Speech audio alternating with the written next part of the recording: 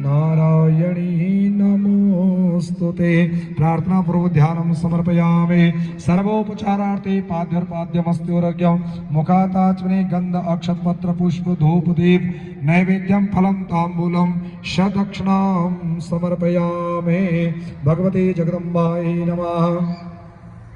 नमस्करोमि।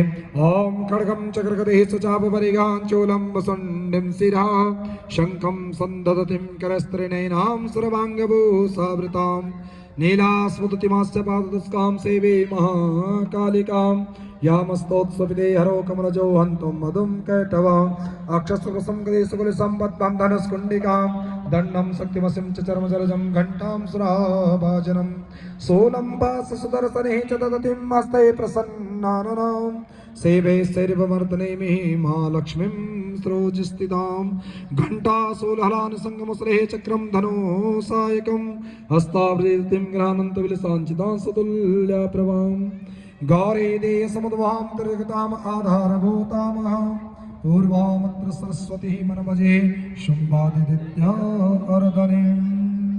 ॐ भगवत्समः पातकी नास्ति।